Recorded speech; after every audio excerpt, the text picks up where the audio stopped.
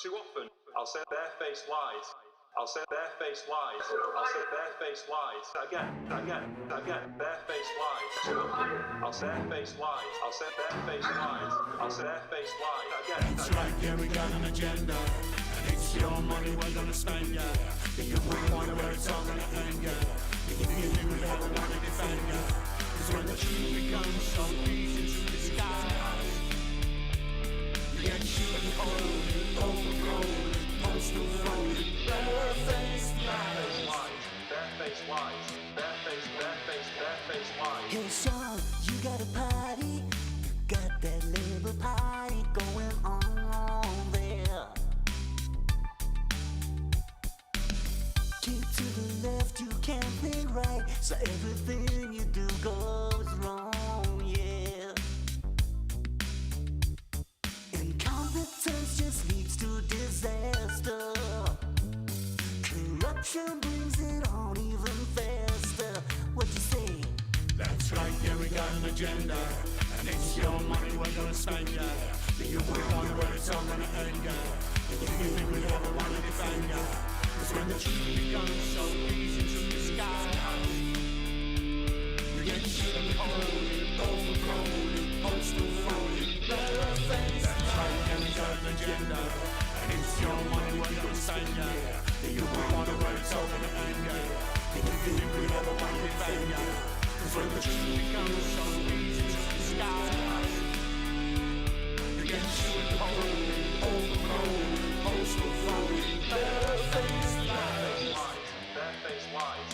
Barefaced lies. Comrades, you always told us you'd build us all a new Jerusalem, yeah. You talk the talk, but when you walk, you only leave a crooked line there.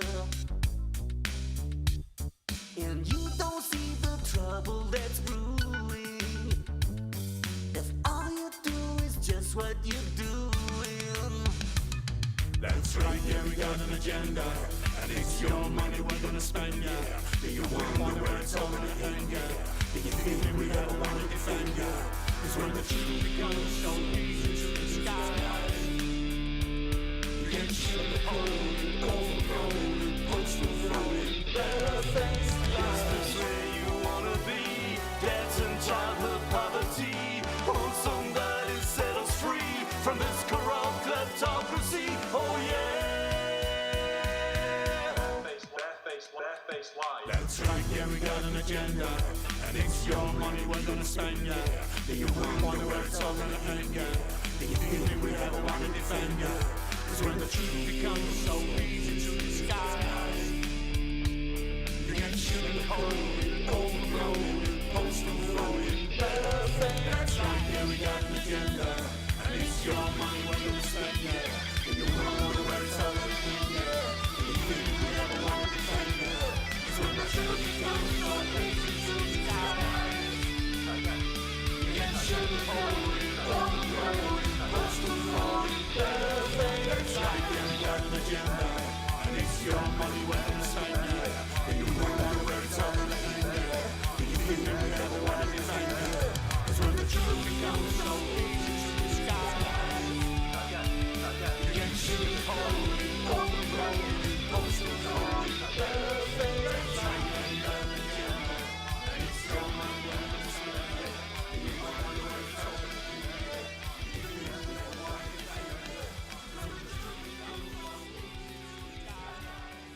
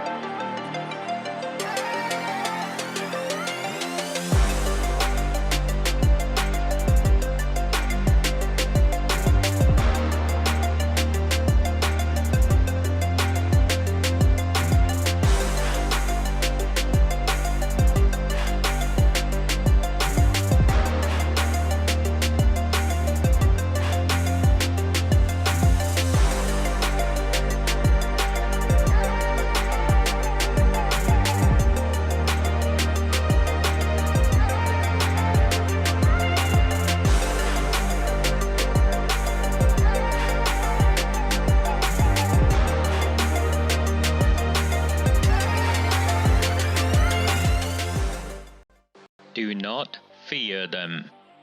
Do not fear any of them.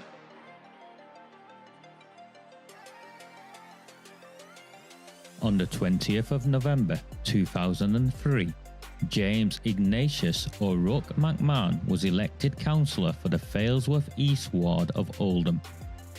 Deeply ambitious, he ruthlessly rose to power, and by 2011, he was already leader of the council. In 2015, exploiting a Labour Party loophole, he became MP for Oldham West and Royton. If only the people of the town knew then what they now know. Do not fear them. Do not fear any of them.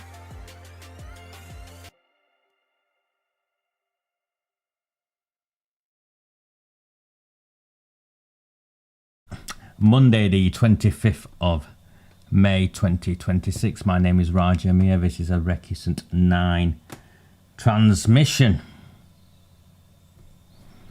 I'll start with Baroness Casey. I think this evening she just released something. It's just made the news, so I'll start with that now.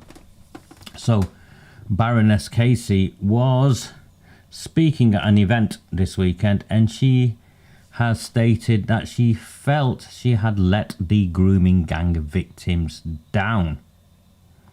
And what her position is, she investigated the child protection failures in Rotherham more than a decade ago, and she said she was disappointed when the issue hit national headlines again last year.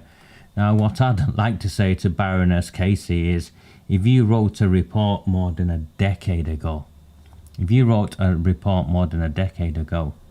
and you're seen as one of the most significant government voices on this issue, what have you been doing for the last decade before they went back to you? Could you not see how this issue had not been resolved, or this issue had not been solved? The architect of the bombshell grooming gang review has admitted she felt she had let victims down, and that there is still a sense of denial over the ethnicity and religion of the perpetrators.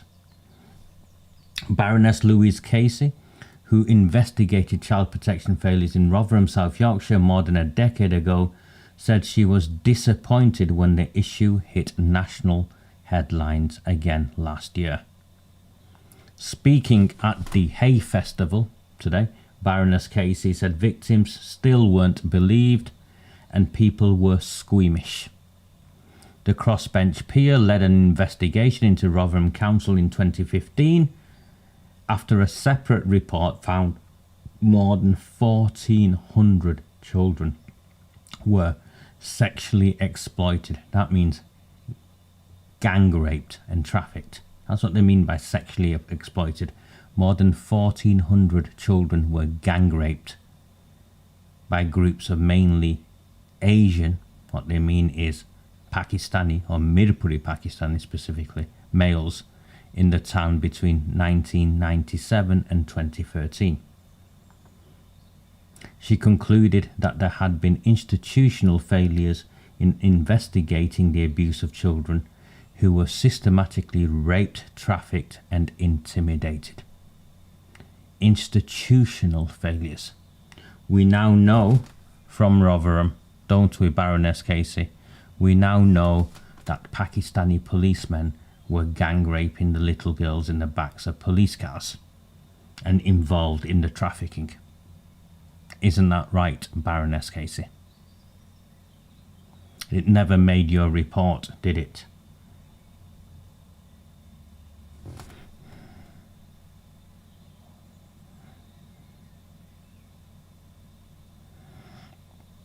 Baroness Casey was called back by the government last year, remember in January, to carry out a national audit which went on to find the lack of data showing the ethnicity and nationality of sex offenders in grooming gangs was a major failing over the last decade or more. So the police and the courts, because when we look at where the data comes from, it's the police, it's the courts, at a stretch it's the social services. They failed to capture the ethnicity data, the nationality data and the religion data of the men who were gang raping and trafficking little white girls across the country. Apparently it is a major failing over the last decade or more.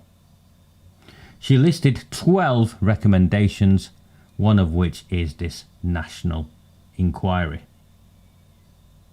Speaking on Sunday, Baroness Casey said last year when the grooming gangs thing hit national headlines again, and I got a call about it, I was kind of thinking, what's going on here? I was very disappointed, to put it mildly. I was really upset that in the intermediate 10 years since Rotherham, not enough had changed. And this is an excerpt from her rapid review or deep audit or whatever it was. 6.2.4. It is not, you hear that, Greater Manchester Police? It is not racist to want to examine the ethnicity of offenders. The examination of ethnicity in crime for offenders and victims should be about seeing how offending can be better understood and tackled. Effective crime prevention, disruption, and prosecution is based on a good understanding of the context, nature, and profile of offenders and victims. That is one of the reasons that recording ethnicity has been a feature of crime statistics for many years. There is less apparent discomfort in public discussions of racial and ethnic issues in relation to stop and search policies, hate crime, or knife crime, where it is felt important to highlight disproportionate impacts in order to better engage affected communities in addressing concerns and preventing serious harm. So she's cross-referencing it with other types of crimes. We do it here, and these are the reasons why we do it here. Why aren't we doing it when it comes to the Pakistani rape gangs? We need more maturity and honesty in debate about the ethnicity of perpetrators of group-based child sexual exploitation. That's the official terminology for the rape gangs. Assertions that the majority of child sexual abuse offenders are white, even if true, are at best misleading. In a population with over of 80% of people of white ethnicity, it should always be a significant issue when people from a white background are not in the majority of victims or perpetrators of crimes. It should also be a significant issue when any community or social group appears disproportionately overrepresented as victims or perpetrators of crime. In such cases, the underlying factors that have contributed to that situation deserve investigation.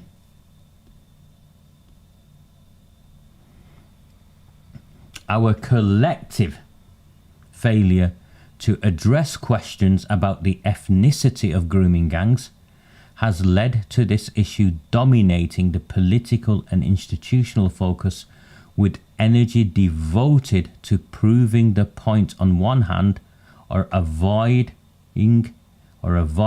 or playing it down on the other. And still with no definitive answer at the national level. When we looked at data held in 3 local areas, there is evidence that men of Asian ethnicity are represented as perpetrators in group-based child sexual exploitation in those areas. Taken together with the significant number of prosecutions of men from Asian ethnic backgrounds evident in local reviews and prosecutions across the country, this should have, and indeed still does, warrant further investigation.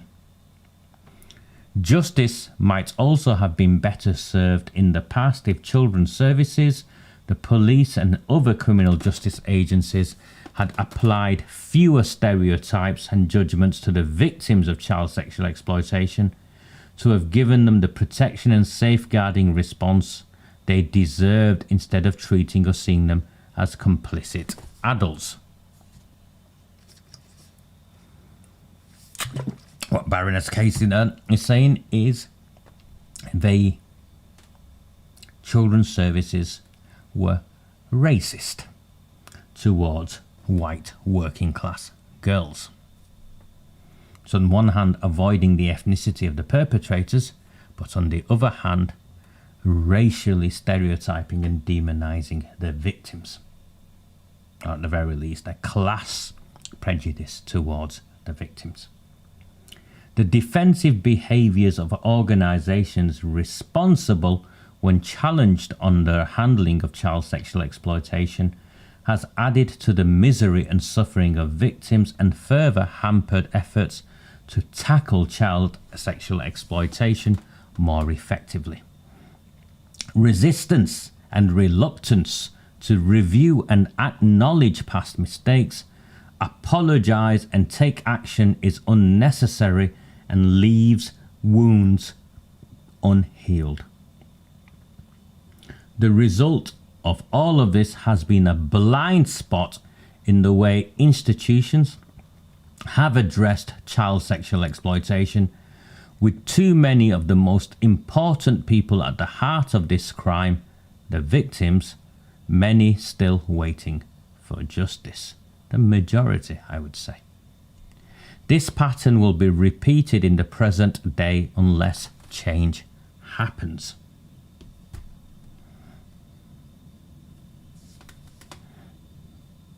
So it was Lady Casey's dire assessment that forced Labour into ordering a national inquiry, something that the Prime Minister Keir Starmer had previously rejected, has had the vast majority of Labour Party MPs, including at the time Home Secretary and also the Minister for Safeguarding Children, Jess Phillips, and Yvette Cooper, the Home Secretary at the time. The report also examined a dozen major live police operations into grooming gangs. So this is her report last year. And found, here we go, a significant proportion of suspects, as in now, are asylum seekers or were born abroad. It's not me, this is Baroness Casey.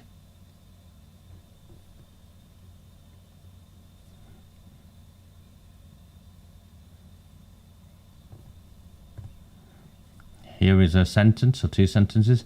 Following the release of the report in June 2025, Baroness Casey said, "If you're looking at who commits paedophilia offences, child abuse, as much as we know, with the information you are more likely to be white.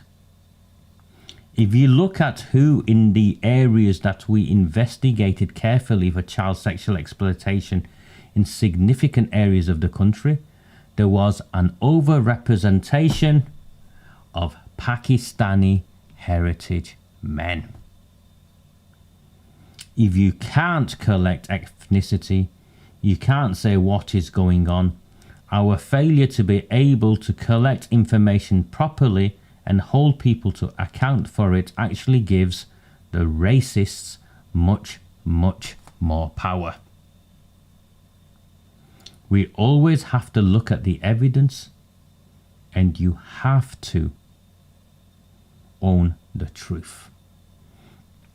The national inquiry will be time limited and is likely to investigate offending in only a handful of local areas, despite warnings that similar activity may have taken place in 50 towns and cities across the country. Chaired by Baroness Longfield of Godalming, the former Children's Commissioner, Labour Party Baroness, it was set up in response to the recommendation from Baroness Casey's National Audit and Group-Based Child Sexual Exploitation and Abuse. The inquiry has secured £65 million in government funding and will conclude no later than March 2029. Local investigations will begin in Oldham, and officials will have the power to compel witnesses to give evidence. Apparently, it's like a war of attrition, every single recommendation, and Baroness Casey, despite her 10 years of not knowing what was going on, is now like a dog with a bone who won't let go.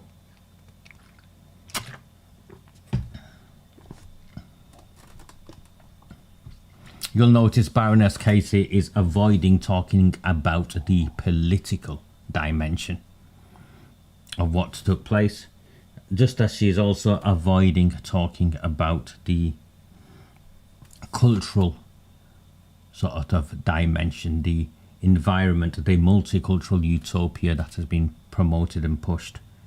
She talks about the issues, but she doesn't talk about the underlying features. So she makes reference to asylum seekers and people born abroad being disproportionately featured in this type of offending.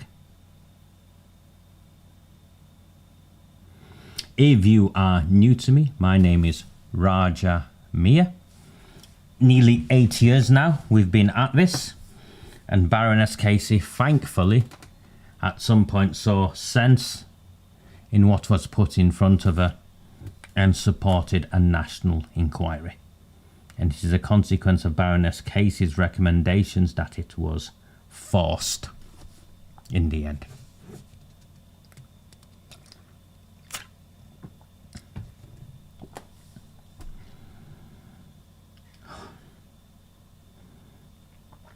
I have no party political dog in this race. I am not affiliated with one side more than the other, and if you followed my work you will have seen how I have shared my frustrations and disappointment of people of all political persuasions when I saw fit, and also when I acknowledged good work from people of all political persuasions when it merited my praise.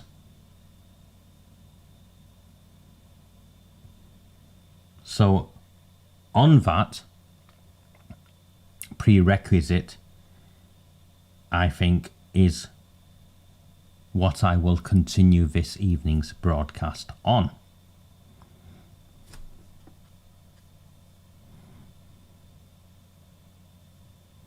There is a document being currently being written, which will determine whether Bradford, Calderdale and Kirklees, so these are the three West Yorkshire local authorities,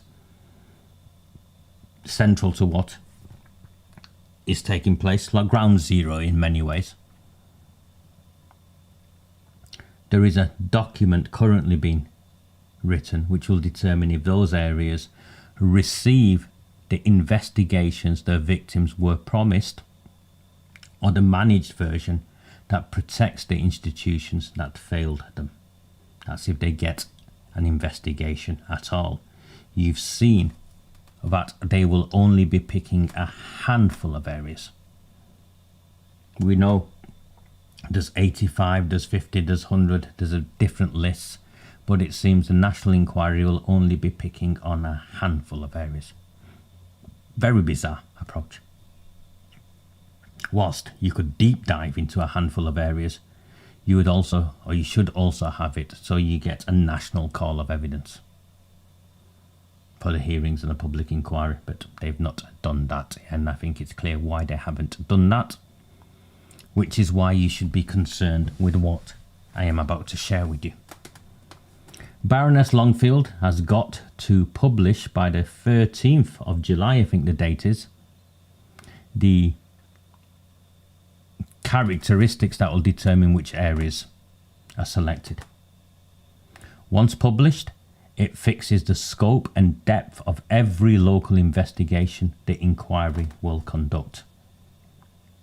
All 3 West Yorkshire councils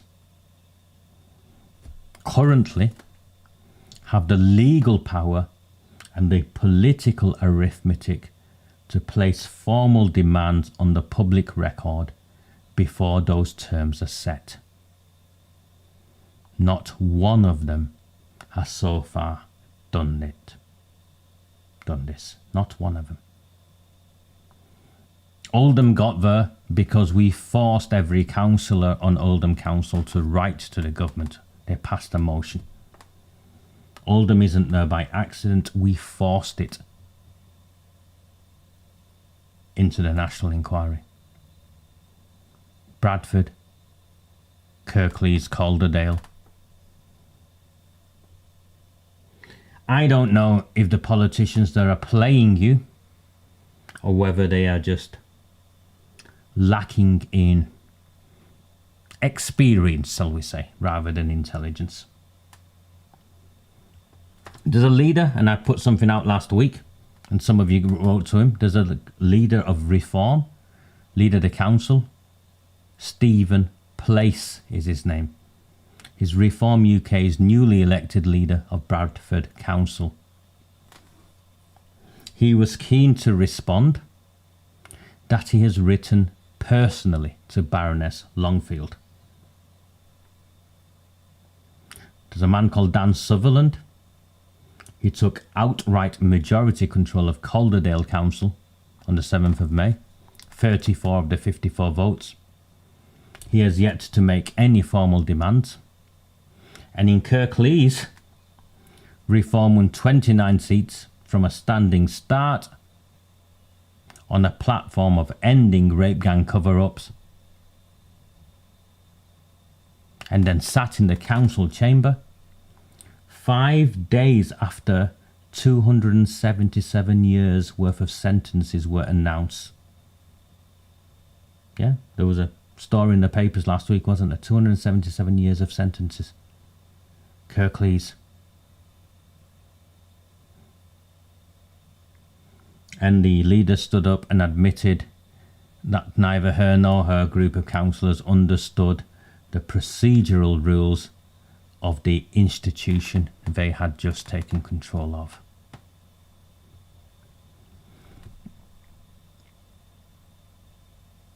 Only a formal council motion passed by an elected majority is an act that Baroness Longfield cannot file away.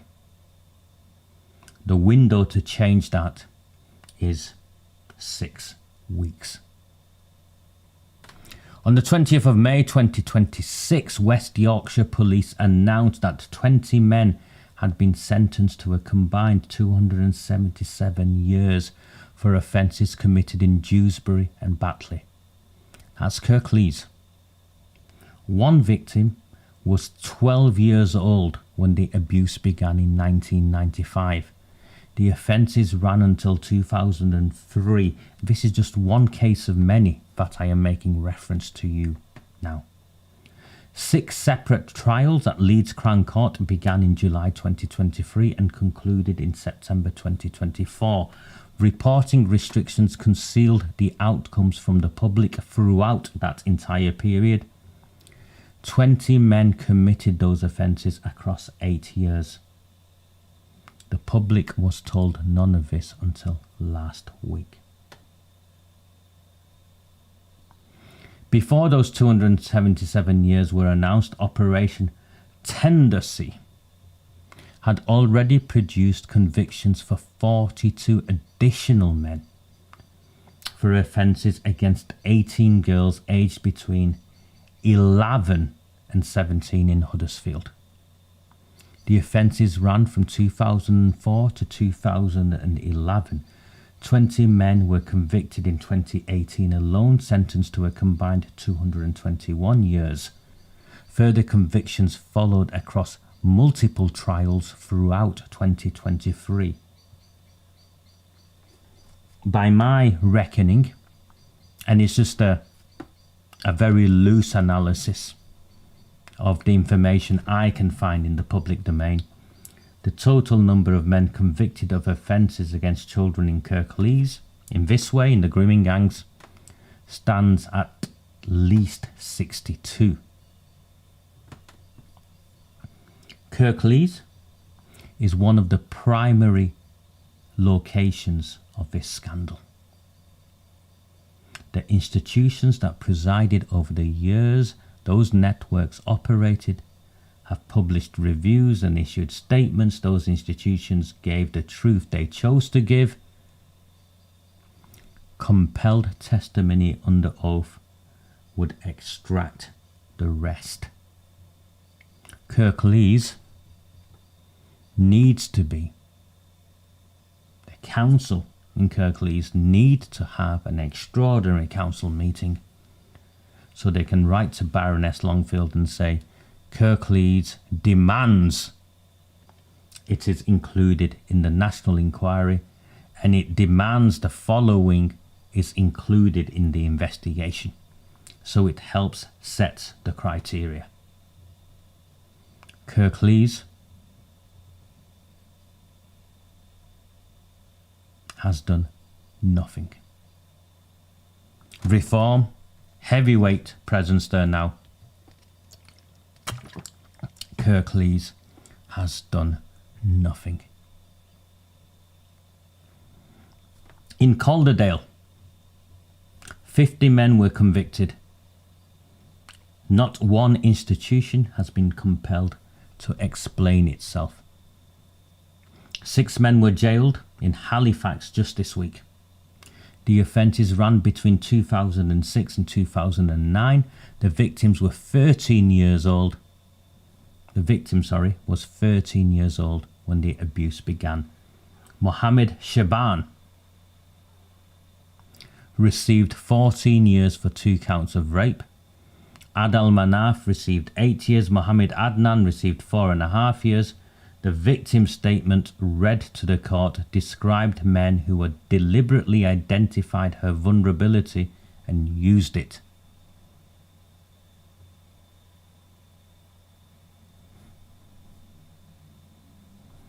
These 6 men joined more than 50 others convicted of rape and child sexual exploitation in Calderdale since 2016.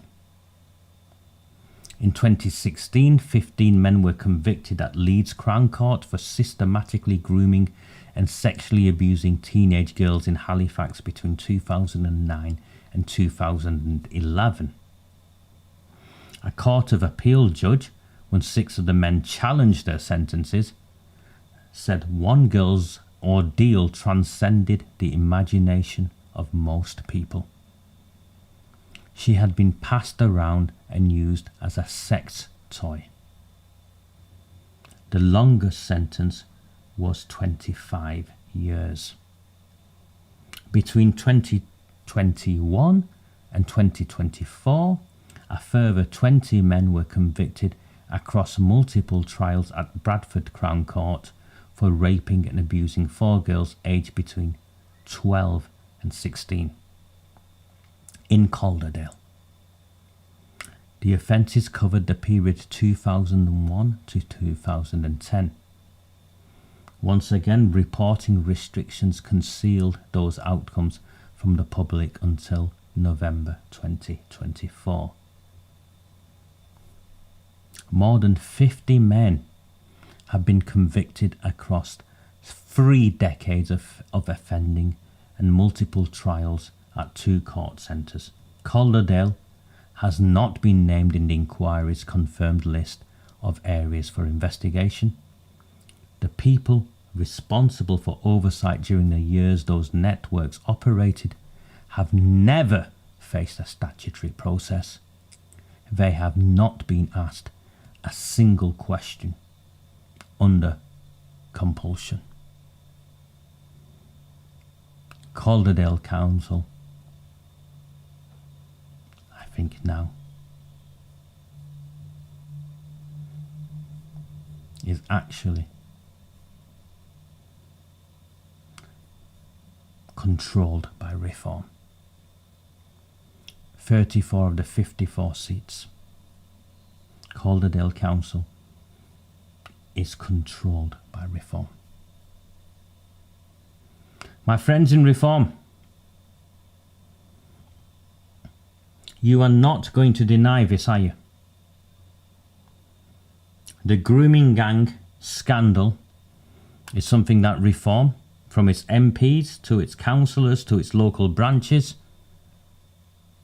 have championed and said, we will solve this, we will sort this, we'll fight for these issues. I've seen them stand at the conference and use it to get a round of applause. I've seen MPs stand up in Parliament. Yet here we now are, where you control a council with a limited window of 6 weeks. Your council area, Halifax in particular, infested with the Pakistani rape gangs, and you have not called an extraordinary council meeting.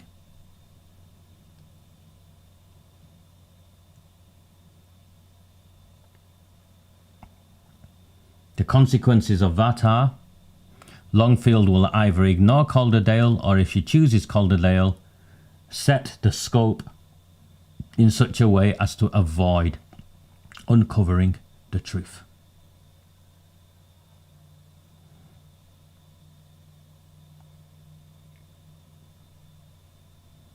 Tell me if I am being unreasonable.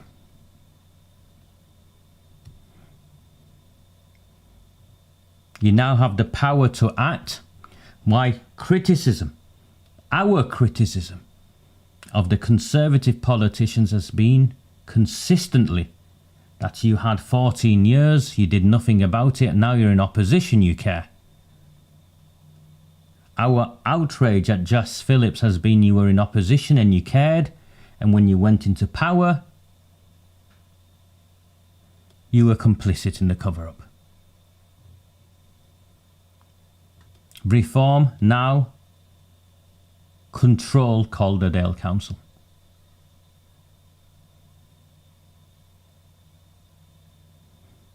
What is the hold-up?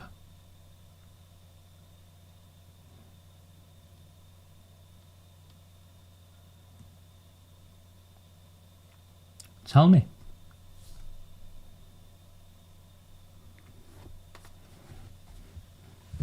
There's a significant number of you here this evening watching. Tell me.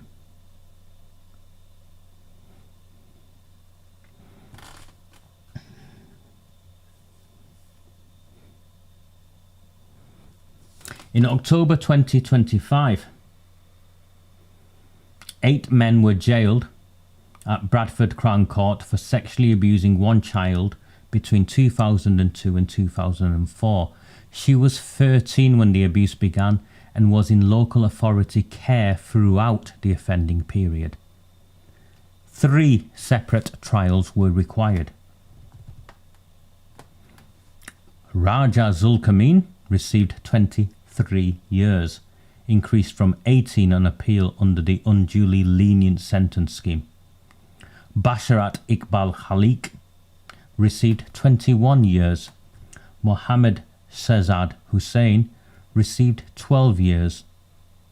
Reporting restrictions concealed the case from the public until the final sentences landed. The specialist prosecutor described men who had passed the victim around and shown a callous disregard for her well-being and dignity. I think this is the case where she was married to one of her abusers and the social worker attended the wedding, and then the parents took her into foster care. The parents of the man she married in some Islamic ceremony. This was a child. Robbie Moore.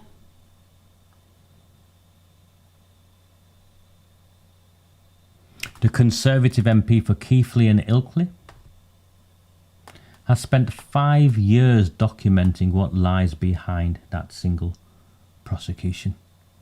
He told the Home Affairs Select Committee that the scale of child sexual abuse across the Bradford district was feared to dwarf that of Rotherham.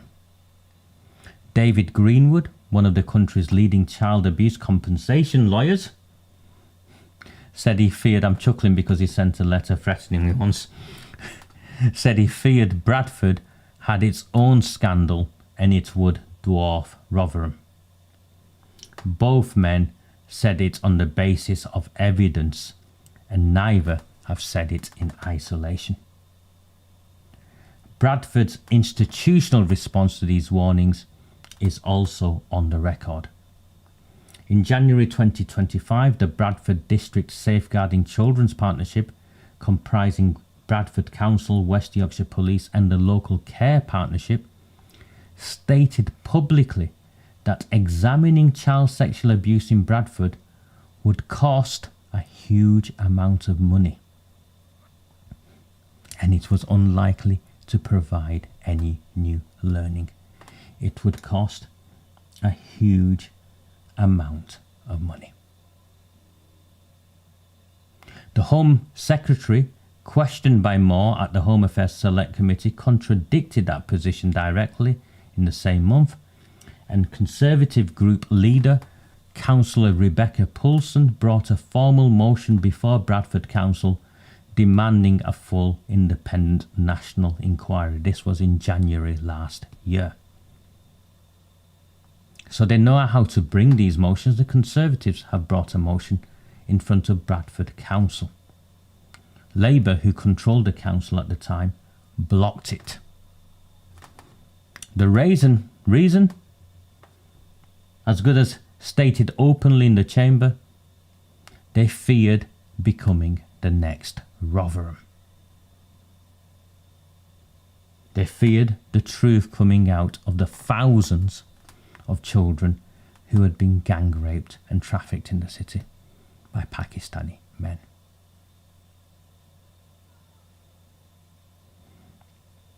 Fast forward 12 months to this January, Fiona Goddard stood in that same council chamber and presented 5,000 signatures from Bradford residents demanding accountability. Susan Hinchcliffe, who had led the council since 2016, was in her seat. Goddard was given a prepared non-answer. The signatures were received and nothing followed.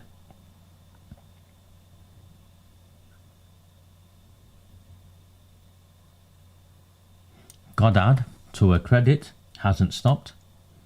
She co-signed Moore's recent letter to Longfield demanding Bradford's immediate inclusion in the inquiry, and his subsequent letter to Place welcoming the new leader's approach is bullshit, by the way.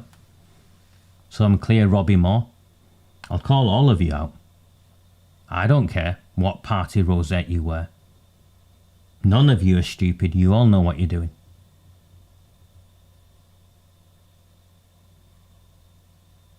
Fiona I can excuse because of her inexperience. She's not a politician, she's a survivor. Robbie Moore knows what's going on because the Conservatives the previous year took a motion to Bradford Council. Stephen Place, if he doesn't know what's going on, he should do. Ignorance is not an excuse here. Writing a private letter to Longfield is toothless. Bradford should be calling an extraordinary council meeting. Between the Conservatives and Reform, they have the majority on the council. Hinchcliffe lost her seat in May 2026, and the councillors who voted down Poulson's motion from the year previous are gone.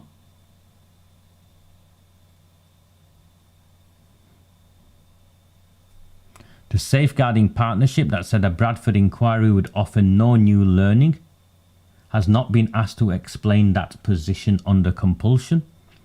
The networks these councillors feared being associated with operating in Bradford whilst they held power, and the accountability they refused to demand, is now the responsibility of the people who replaced them.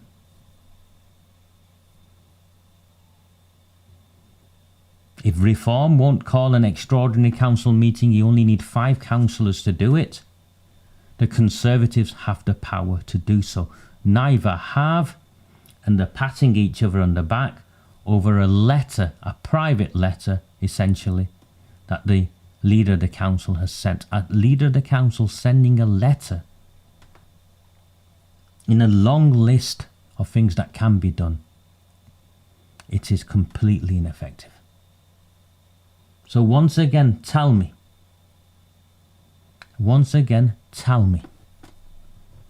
Why have neither Reform or the Conservatives in Bradford called an extraordinary council meeting where they vote through a motion with specifics within that motion that makes sure Baroness Longfield cannot wriggle out of investigating specific matters that took place in Bradford? She's come out and said there's a case for Bradford. How many of you believe that she will come to Bradford willingly, and if she came to Bradford willingly, she would deliver a fit for purpose inquiry? How can you claim a letter is sufficient? Where is the extraordinary council meeting? The vote, because when you have an extraordinary council meeting, you are speaking on behalf of the entirety of the council, the people of Bradford, and you're writing to Longfield.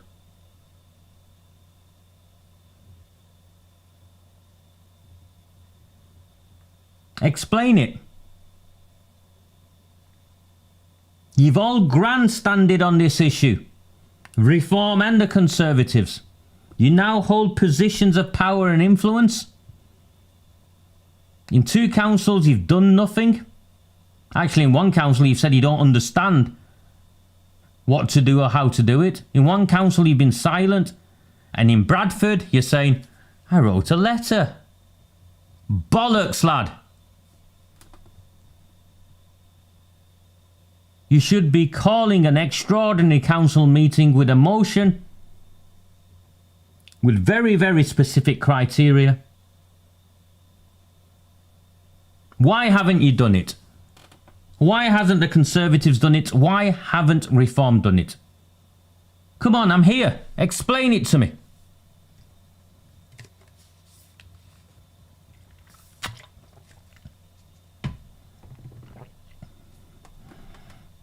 The reason I am despised, and I use that word, despised, by leaders from across all political parties is because of this.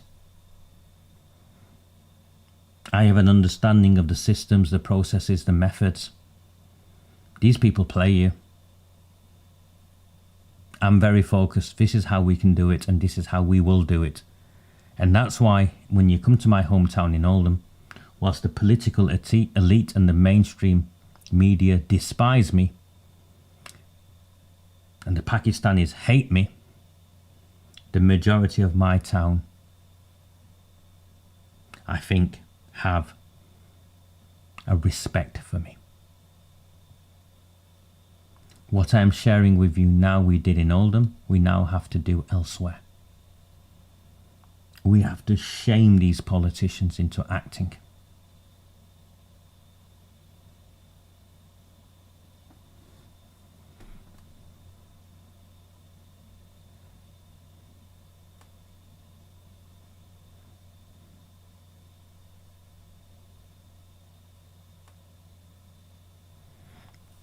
On Tuesday, Baroness Longfield told the Home Affairs Committee that Bradford had a strong case for inclusion in the inquiry's local investigations.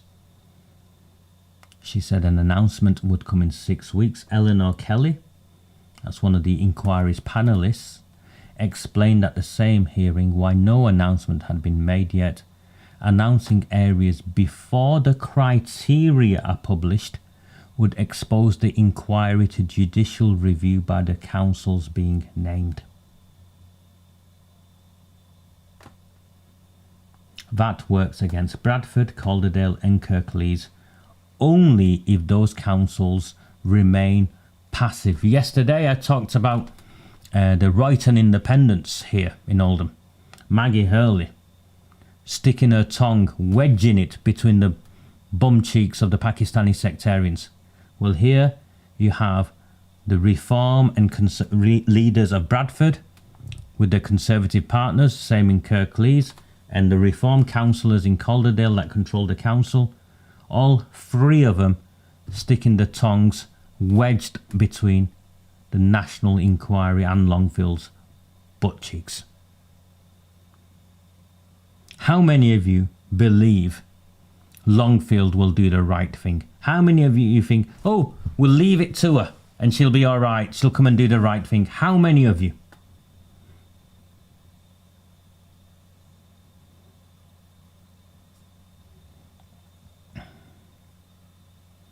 A council that formally demands inclusion before the criteria is published forces its way into the political landscape in which that criteria is drafted. Longfield must account for a formal institutional demand on the public record. If 3 reform-led Conservative councils, Bradford, Calderdale and Kirklees, coordinated with each other, 3 leaders picked up the phone and spoke to each other, we're going to put in an extraordinary council meeting with this motion. At the same time, in the same week, and they all passed motions writing to Longfield demanding the inclusion of the local authority areas in the rape gang inquiry with specific criteria relevant to their localities that must also be investigated as part of the inquiry's role in their towns and cities. That would be the most powerful message reform, because this is reform really, across all 3 of these, could send out, and it would win them the Makerfield election. Because it would demonstrate to the people, not just in Bradford, Calderdale, Kirklees or Makerfield, but it would demonstrate to people across the country how they are prepared to back up their words with action.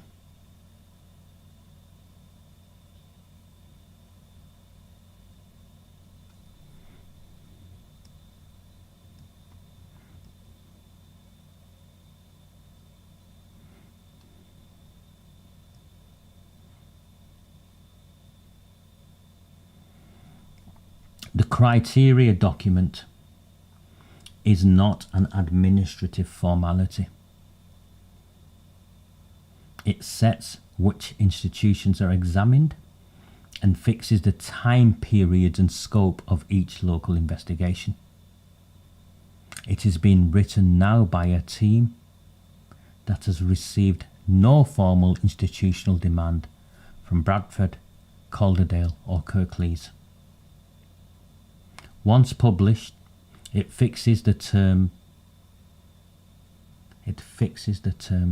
for every authority it covers.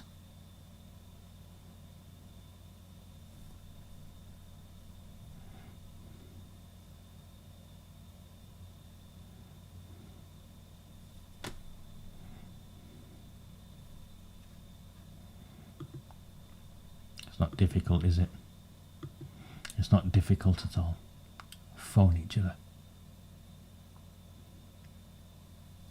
The leaders of all 3 authorities may say they are engaging constructively with the inquiry process. Constructive engagement without a formal motion on the record is not engagement with the criteria document. It is participation in a process whose terms are being set without them. A council that passes a formal motion before the criteria lands shapes the scope of its own investigation. The alternative is accepting whatever scope the inquiry imposes, and that's if it decides to pick your local authority.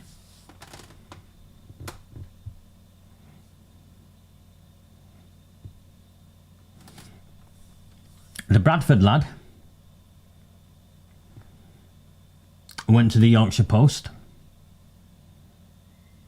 and said, oh well, if Longfield doesn't have us in his letter, we will do our own inquiry. He's threatening to do his own inquiry. For fuck's sake, lad. Will you please stop to educate yourself? For the love of God, please stop to educate yourself. The wider legal position makes what he wants, as he's claiming he'll do. He makes him look like a complete moron. Under the Inquiries Act 2005, only a statutory national inquiry can compel witnesses to attend and require testimony under oath. A local council inquiry has neither of those powers.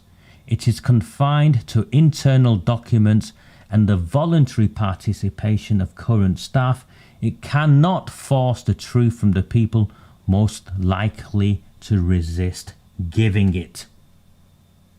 How hard is that to understand?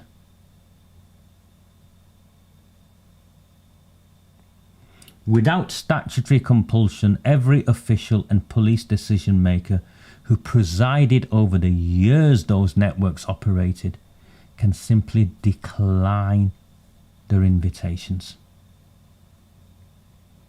The room cannot be forced on them, and the questions cannot be made compulsory. They can't even access the documents.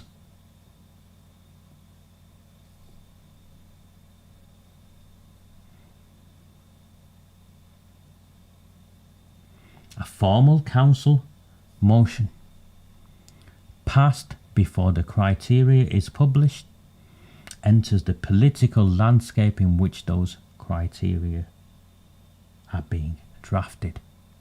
It puts on the public record that Bradford's council, Calderdale's council and Kirklees council demanded full inclusion and full scope.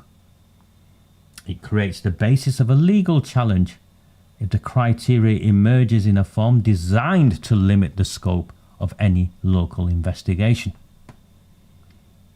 Longfield cannot draft around, she cannot draft around 3 West Yorkshire councils acting together in the same week.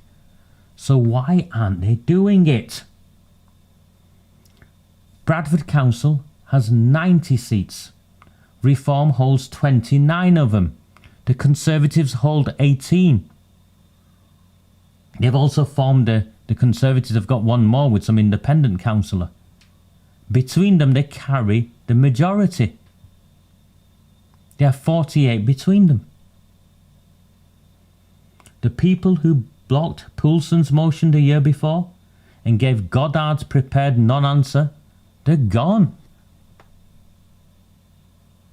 The arithmetic has been reversed.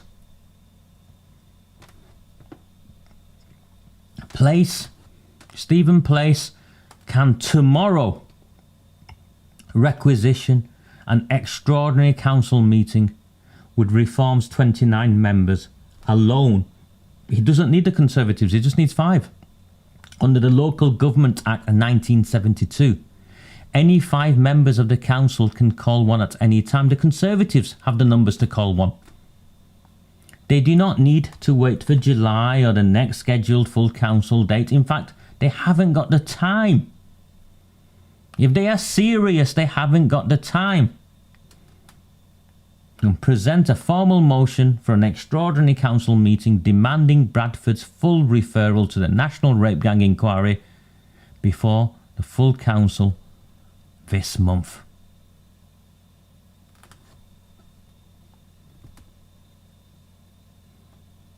After Tuesday's annual meeting, instead, he wrote personally to Longfield.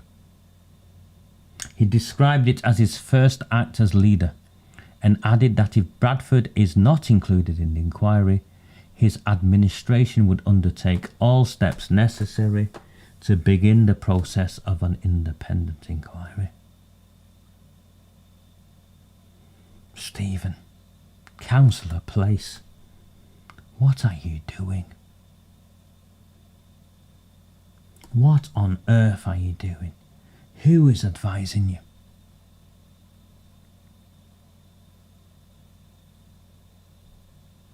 A council motion on the public record is the only act Longfield cannot simply acknowledge and set aside.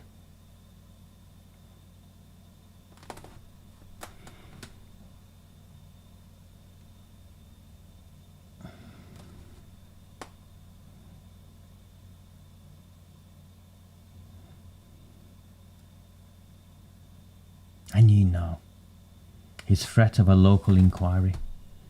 How do you think Longfield is going to treat that? Ooh, they're going to do a local inquiry if we don't go there. Do you not think she'll know a local inquiry has no statutory powers?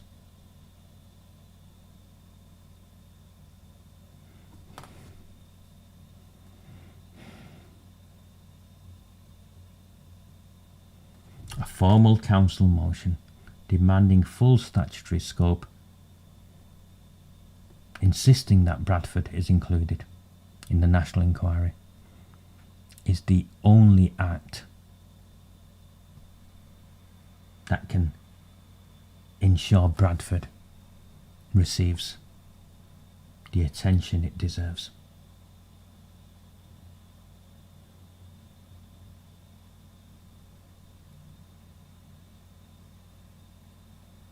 If I was a Conservative in Bradford, I'd do it now. I'd embarrass Stephen Place and his team of Reform councillors because they would have to vote with us. That's what I'd do. I'd do it now.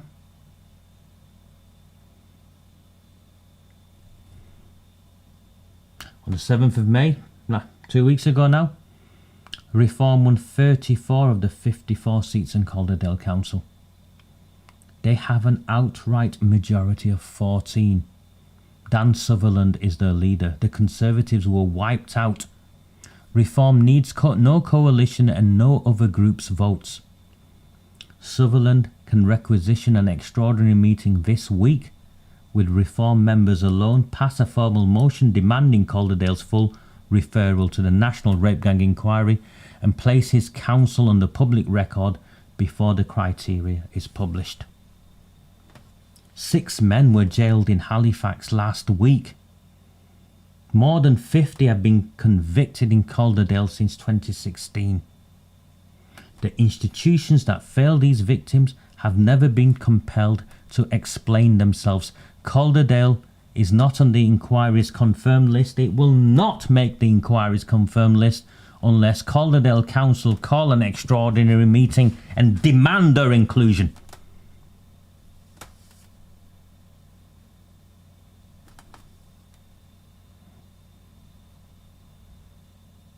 Sutherland has the majority and the procedural power. With 50 convictions that I know of on his authority's record and a fresh one this last week, there is no procedural obstacle and no arithmetic problem. There is only the decision. What's up with you, councillor?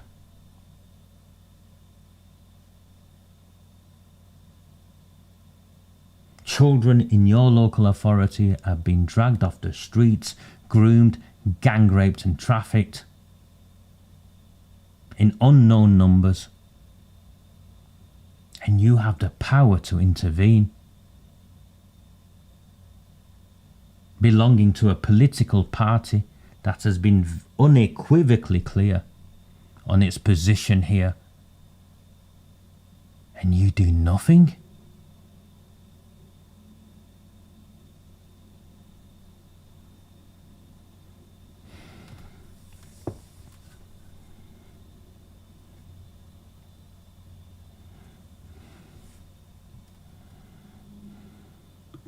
Yes, Natanya. Reform has a clear and present mandate to effect this call. Then we go to Reform Kirklees. What the fuck? What on earth is this shit?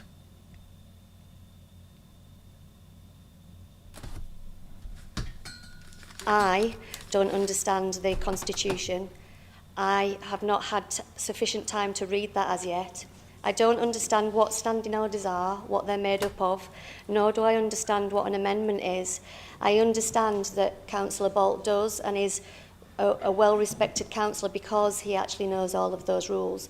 But I suggest there is a possibility that we might vote for something that we don't understand at the moment. And whereas ignorance is not a defence, risk should be mitigated. Ignorance is not a defence, but risk should be mitigated. Reform Kirklees do not know what standing orders are or what amendments to motions are. What the fuck? Who is advising these people? 5 days after West Yorkshire Police announced 277 years of sentences for offences hidden from the public for years, Kirklees Council held its annual meeting. Reform Group leader Sarah Wood and Green Group leader Andrew Cooper both nominated themselves for council leader. The Conservatives hold 9 seats on Kirklees Council. Reform plus the Conservatives equals 38 seats. A majority requires 35.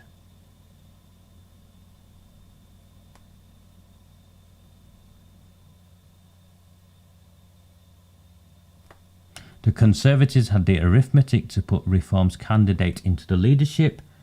They voted against Cooper and refused to support Wood. Both nominations fell. No leader was elected. The Conservatives campaigned on grooming gang accountability. Come on, you've seen Kemi Badenoch. You've seen Robbie Moore. You've seen them. 5 days after the largest Kirklees sentencing announcement in recent history, they cast votes that guaranteed paralysis in the authority where it happened.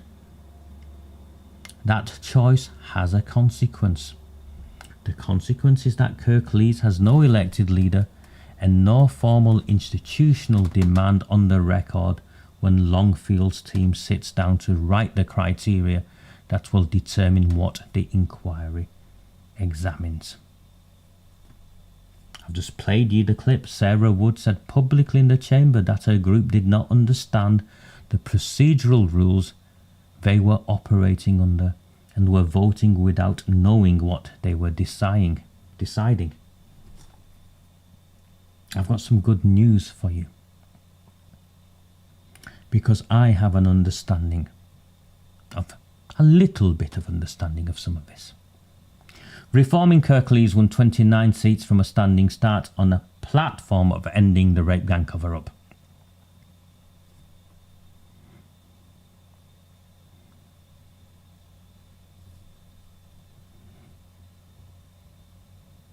If the next leadership vote fails, the chief executive assumes executive control. And you think the opportunity has gone. No. Listen to me, Sarah. Even if you can't become the leader and they block you, none of that removes the extraordinary meeting power under the Local Government Act of 1972 5 members of Kirklees Council, that's 5 of your what, 27? 29, sorry, 5 of your 29 can requisition an extraordinary meeting at any time. They do not need a leader's approval or the chief executive's permission. The leadership question is irrelevant. You have 29 members. You've just humiliated yourself. I've given you a free lesson. 5 of you can call this meeting this week. If you want, drop me an email and I'll write you your bloody motion for you. And if they amend it, I'll tell you what you can do.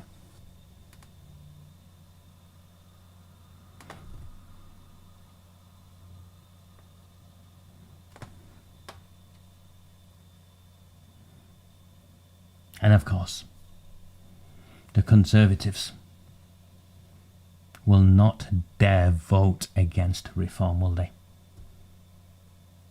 The Conservatives on Kirklees Council will not dare vote against reform should reform take forward a motion calling for the inclusion of Kirklees in the national inquiry into the Pakistani rape gangs and set and raise specifics relevant to their local area that must be investigated.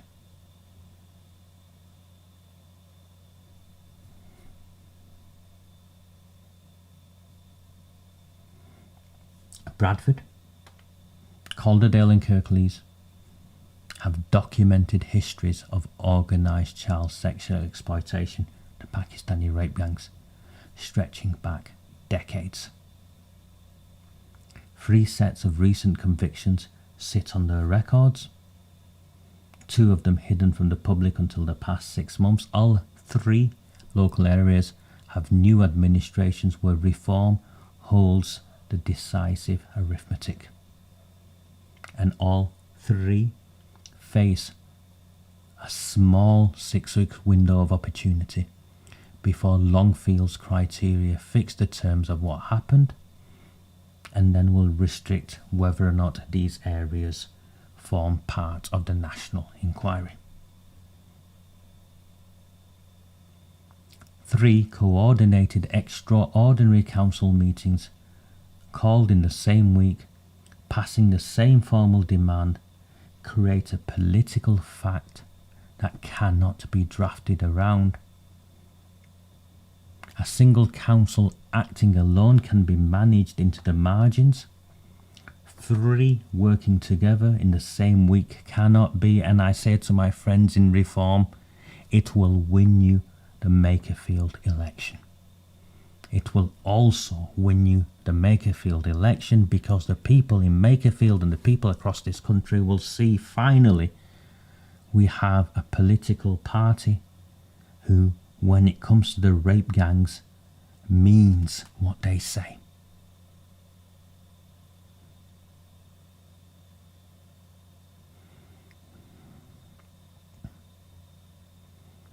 Stephen Place so far has written a letter.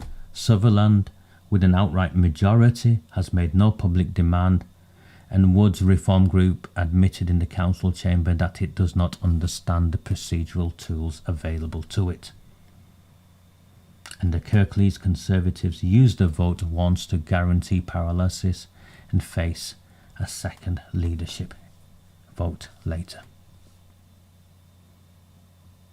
Each of these leaders will say, no doubt they are engaged with the inquiry process, each of them will say that the rape gangs are horrific and their party is committed to delivering justice.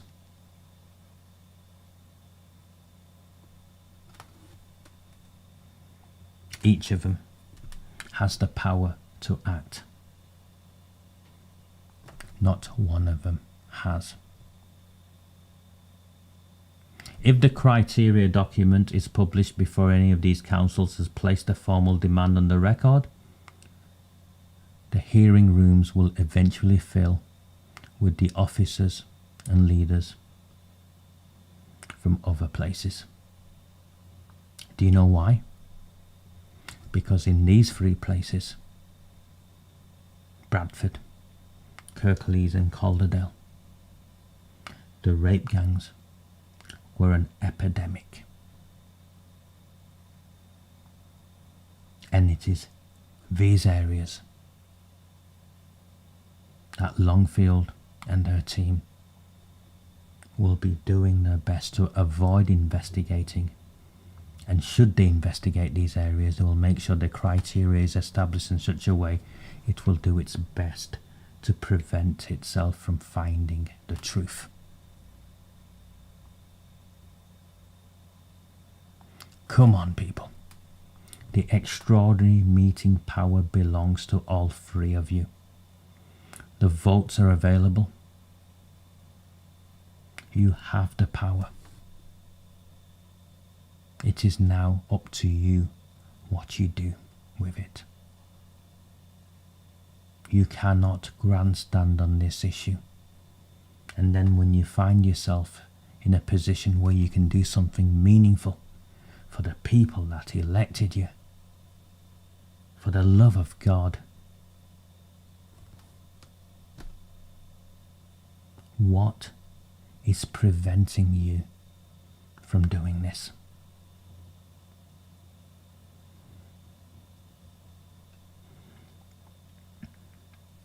I am not liked by reform, actually, as much as anyone else. I think you can now see why.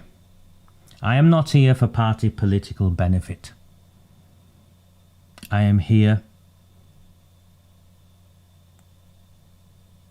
to help deliver justice and be a voice for the voiceless. I have nothing to gain from doing what I've just done. Do I? I probably made more enemies.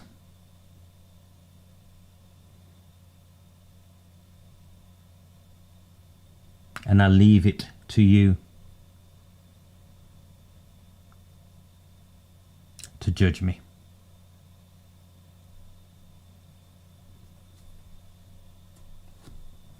I agree. Ignorance is most definitely not an excuse.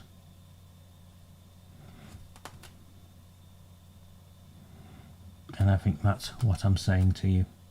If reform doesn't grow some balls and stand up for the victims of the rape gangs, they will never get my vote.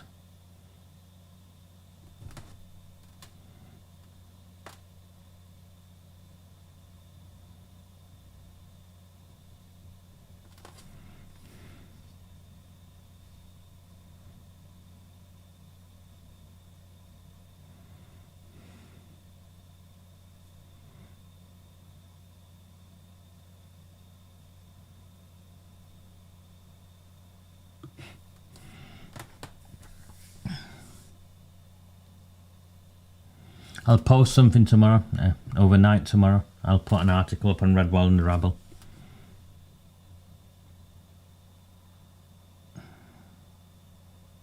It's disheartening, isn't it? It's disheartening. I'm not, in this world, I'm not anything extraordinary. They have bright minds around them, far brighter than mine. And if you follow that thinking through and why they've not done this, it takes you to a dark place.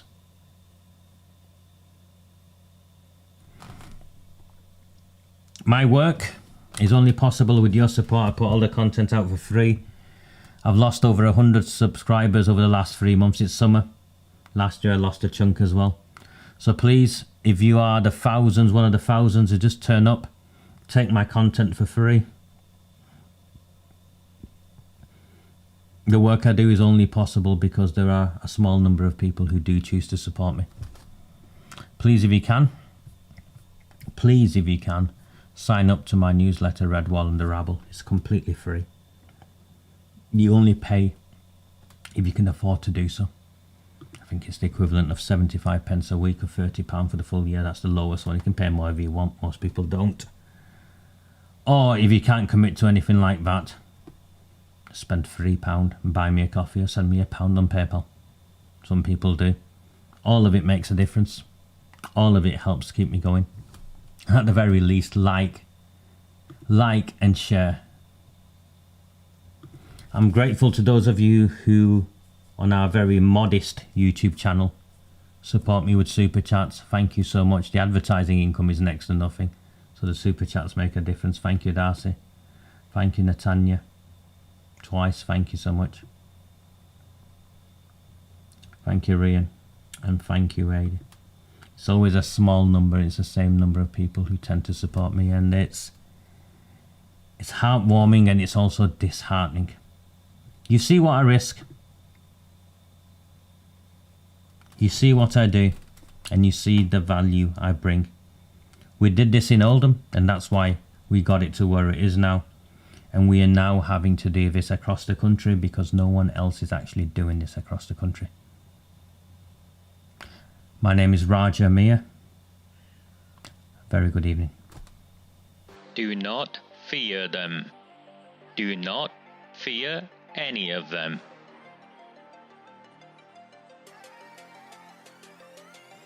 On the 20th of November 2003, James Ignatius O'Rourke McMahon was elected councillor for the Failsworth East Ward of Oldham. Deeply ambitious, he ruthlessly rose to power, and by 2011 he was already leader of the council. In 2015, exploiting a Labour Party loophole, he became MP for Oldham West and Royton. If only the people of the town knew then what they now know. Do not fear them. Do not fear any of them.